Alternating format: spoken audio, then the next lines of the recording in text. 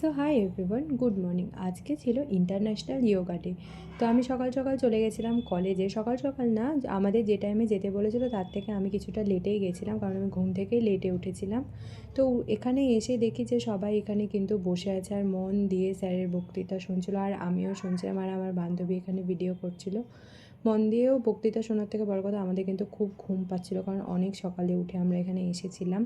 তারপর স্যার বক্তৃতা দেওয়ার পর দিচ্ছিল এখানে ম্যাম বক্তৃতা দেওয়ার পরেই কিন্তু আমাদের শুরু হবে এখানে ইয়োগা। তো আমার ক্লাসেরই কিছু বান্ধবী ছিল যাদের ডিপার্টমেন্ট আলাদা, কিন্তু একই ক্লাসের, ওরাই কিন্তু ইয়োগা করবে আর ওদের দেখেই কিন্তু আমরা করব। তারপর এখানে কিন্তু জনগণ গান হবে জন্য আমরা সবাই এখানে দাঁড়িয়েছিলাম। তো এখনই শুরু হবে, আর আমি আমার বান্ধবী এখানে কিন্তু ভিডিও করছিলাম। ও কিন্তু ভ্লগ করে, তোমরা চাইলে দেখতেই পারো।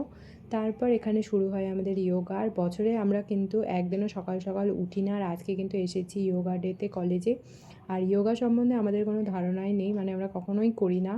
তো এখানে আমাদের ভীষণ হাসি পাচ্ছিলো, যদিও এটা হাসির জায়গা নয়, কিন্তু আমাদের তো প্রচুর হাসি পাচ্ছিলো, কারণ আমরা কখনো করি না, এখানে এসে করছি। আর তারপরেরগুলো আমরা আর করিনি, কিছু কিছু করেছিলাম যেগুলো ভিডিওতে নেই, আর যেগুলো আমরা করতে পারিনি সেগুলো তোমাদেরকে ভিডিওতে দেখাচ্ছি।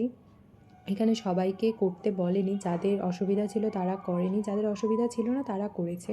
তো দেখতে পাচ্ছ এখানে তো অনেকে করেছে, আর আমি আর আমার বান্ধবী কিন্তু করিনি।